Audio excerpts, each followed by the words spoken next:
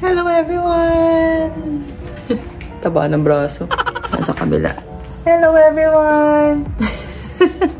Hello everyone and welcome back to Michelle Quintia Vlogs channel, and today we will be doing an IKEA haul. Giving you my list of top 10 IKEA kitchen gems. And we will also do a walk-in closet makeover. Welcome to our new home. I hope you've already seen our condo makeover series over here, which everything was done by yours truly. Wow. And today, it's time for the makeover of the new home.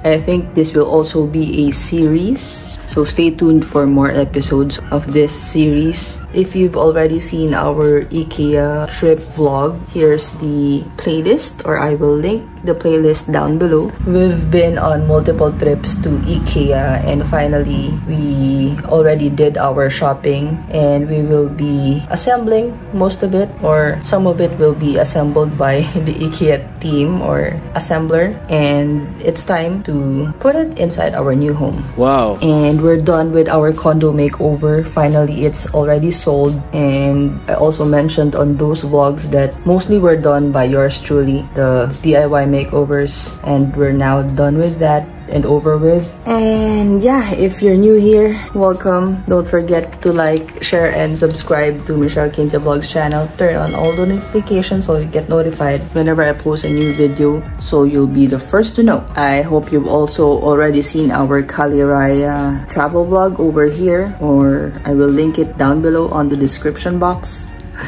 Wherein we also did an honest review of the hotel. And that's that. I also post more often on my IG stories, so you better follow me guys on my Instagram as well. It's here. It is linked also on the description below. And yeah, what else can I say? Enjoy the vlog. Let's proceed to it after this intro.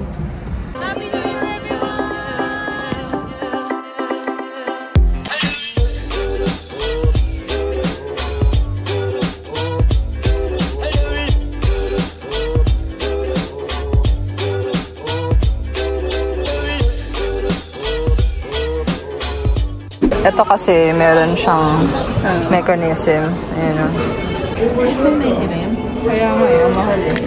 Ito na ko, pwede to sa ano? Ang cute. Ganda. Entryway. Kaso cloth? Entryway? Dudumihan agad, no?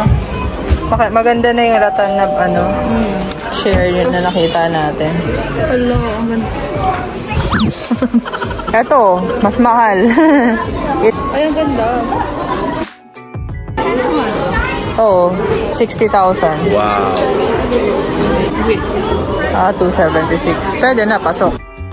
For the entryway, it's Namaro 80 by 40 by 45. Na-open siya eh. At the same time, it's a bench. Ito, pwede din sa entryway. For 350. Dimension niya is 120 cm. Pero pang outdoor siya eh. Pero okay na din. Yan natin likod.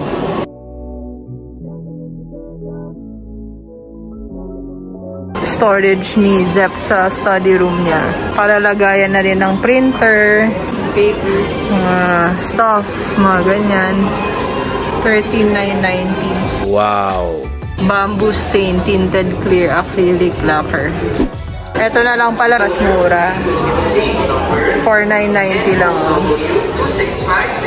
Para sa mga sharp edge ng table, like this. Ayan. Choose from white or is this black? Oo nga, black. Ayan, pag black yung furniture mo. To avoid bumps. Body mirror sa gym. Mas maganda kahoy yung frame. 40 by 130. 2,490. Kakabit sa pintuan ng CR. Ito na ko, drawers. Oh. Kaya lang medyo mahal. 4,990. 36 by 70. Self-serve area.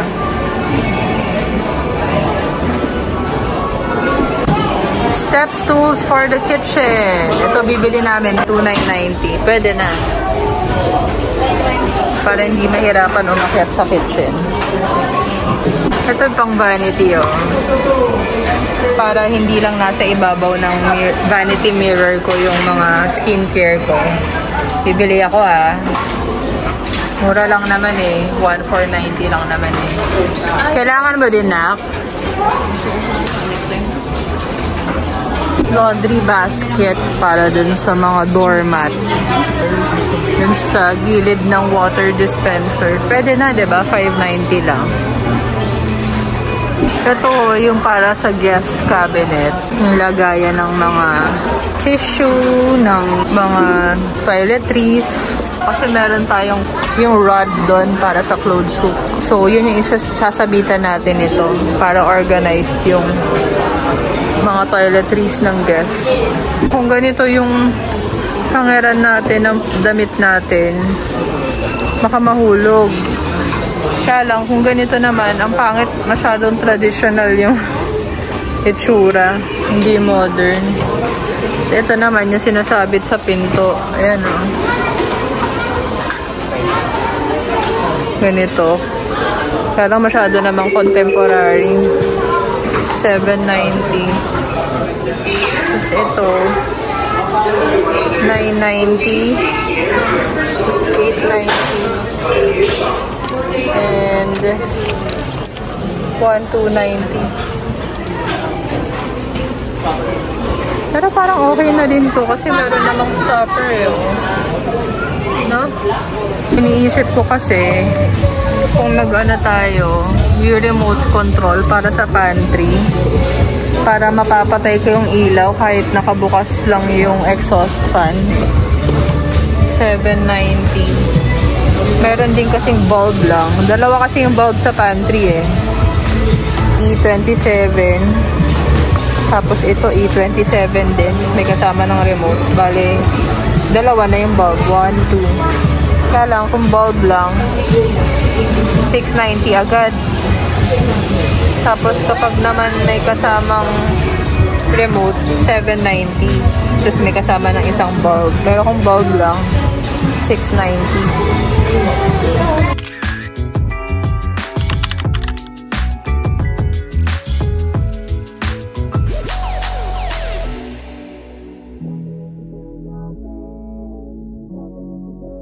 These are what we got from IKEA, guys. This is the lampshades for the kitchen counters and a chalk for the blackboard and a coaster for glass.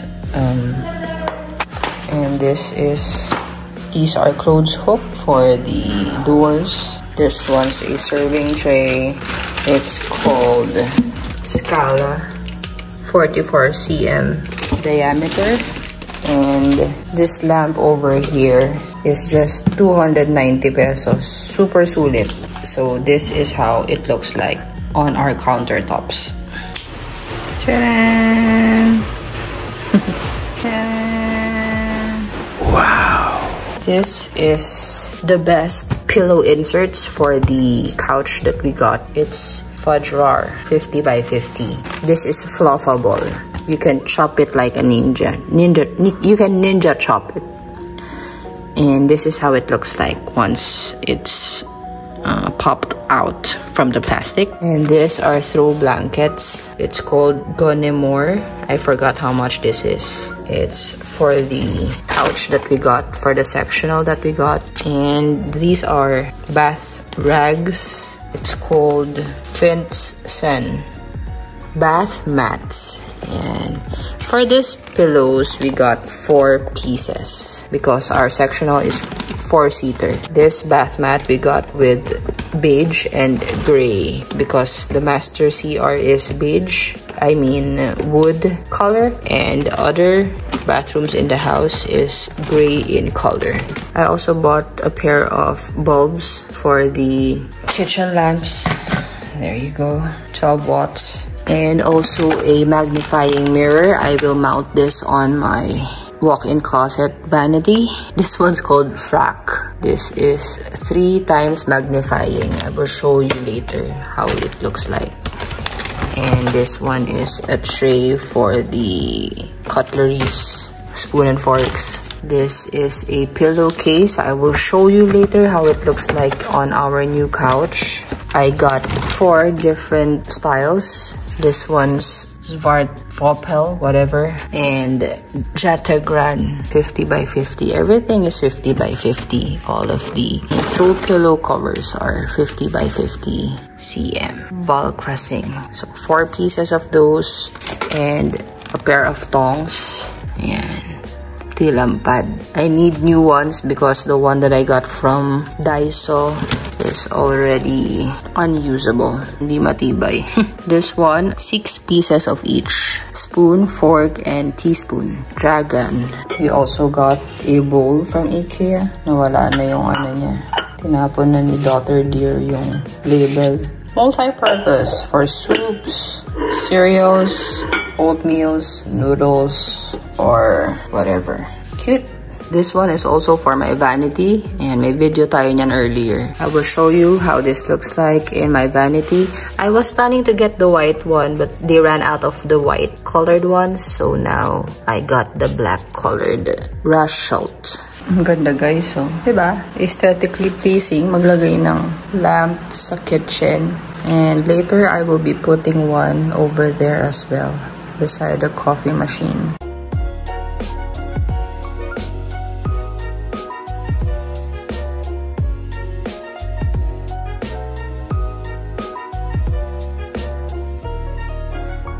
Ayan na siya guys.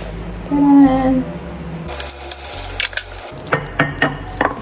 This is how it looks like. Airtight container for the fridge. We're not using plastic containers anymore. Thank God. After a very long time. These are the tall ones for the viands. And another one. So we have 4 pieces. There. Let's just remove the stickers. It's easy to peel out the stickers from them. Ultra easy. Taran! Diba? Ang dilim ng countertop ko guys. Kailangan ko talaga ng lamp.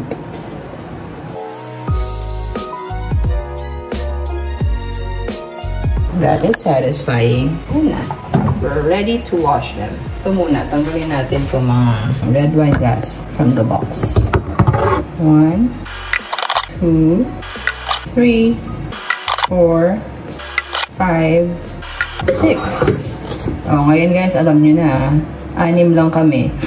May bibisita dito, hanggang 6 lang. May mga maliliit pa naman dun eh. I am not taking a video of myself now because I don't look good. So no footage of my entire face at the moment. Let's throw this in this trash bin. Ay, hulog. Sorry. That's not glamorous. 6 wine glasses and 4 food containers from IKEA. Bad news, there's 1 cracked glass. Ayan o. Oh no! Kainis. Pro tip guys, dapat sine-check nyo muna bago nyo bilhin. Because I don't know where this came from. Ay nako. Hindi na 6 yung bisita dito guys. 5 na lang pwede. Kasi basag yung isa eh.